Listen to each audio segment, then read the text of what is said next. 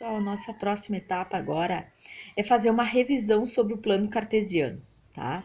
Plano cartesiano, a maioria deve ter trabalhado lá no ensino fundamental, mas a gente vai revisar antes de começar as funções, que é o nosso ponto principal, tá? Então vamos falar sobre o plano cartesiano. Um pouquinho da história. Ele foi criado por René Descartes, tá?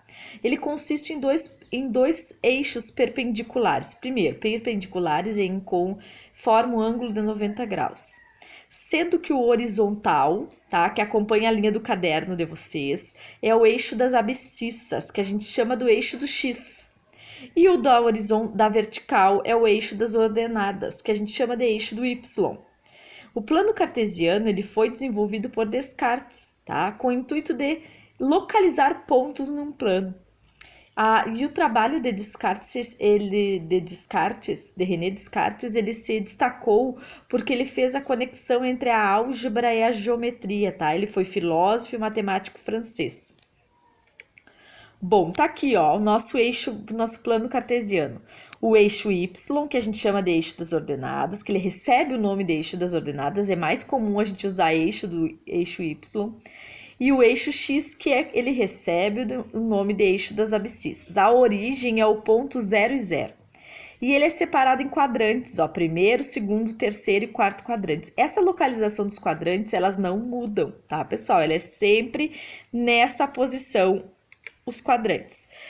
Pares ordenados e localizações. O que é um par ordenado? Ele é formado por dois números reais que representam uma coordenada, tá? A ordem escolhida é a seguinte: primeiro vem sempre o x e depois o y, que são colocados entre parênteses separado por vírgula, tá? E eu represento esse ponto. Por exemplo, ali, ó, o exemplo, ponto A, que é 2 e 3. É um par ordenado, 2 e 3. Ele é um par, como já diz o nome, um par. Ele tem dois, tá? Tem dois elementos, tá? O primeiro, que é o número 2, é o x. E o 3 é o y. Como que eu vou localizar esse ponto lá no plano cartesiano? Eu vou lá no eixo x e vou passar um pontilhado que vai encontrar o 3 que vem lá do eixo y. E ali eu coloco o ponto, certo?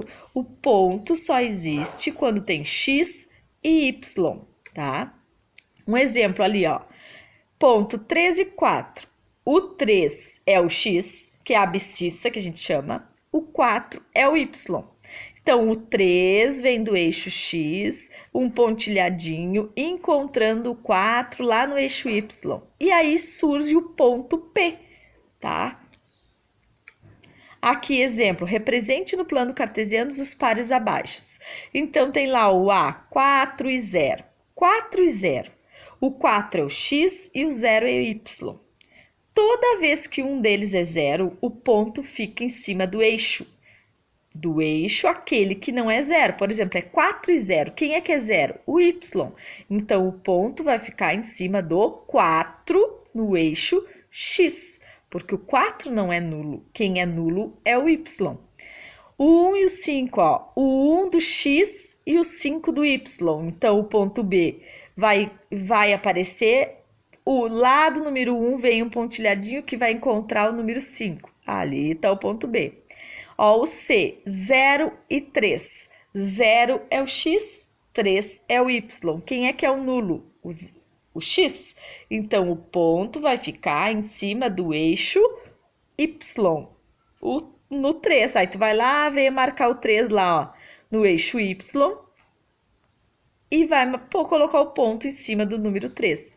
A gente sabe que aqui, ó, para cá no x são os positivos, para cá no x são os negativos. Para cá no y são os números positivos e abaixo do 0 são os números negativos. E aí tem outros exemplos para vocês, tá? Bom, voltando aqui. Então, eu vou depois mandar umas atividades só sobre isso, só sobre plano cartesiano, para vocês representar no plano, para vocês treinar, localizar, porque isso é fundamental para a gente dar continuação no nosso conteúdo, que é função. A gente tem que entender bem essa parte de par ordenado, tá? Como que eu acho o eixo X, como que eu acho o eixo Y, como que eu represento no plano cartesiano, tá? Porque as funções, elas a maioria, todas elas são representadas depois no plano cartesiano através de um gráfico. Então, se eu não sei identificar no plano cartesiano, eu vou ter dificuldade lá de representar as funções no plano cartesiano ou até de identificar os pontos no plano cartesiano ou no enunciado. Então, lembrando, o eixo X é da horizontal e o eixo Y é da vertical. Toda vez que eu quiser representar um ponto no plano cartesiano, o primeiro elemento é o valor do x, o segundo elemento é o valor do y. Então, por exemplo, 2 e 3, o 2 vem do x e o 3 do y. E eles vão se encontrar formando assim o ponto. Certo, pessoal?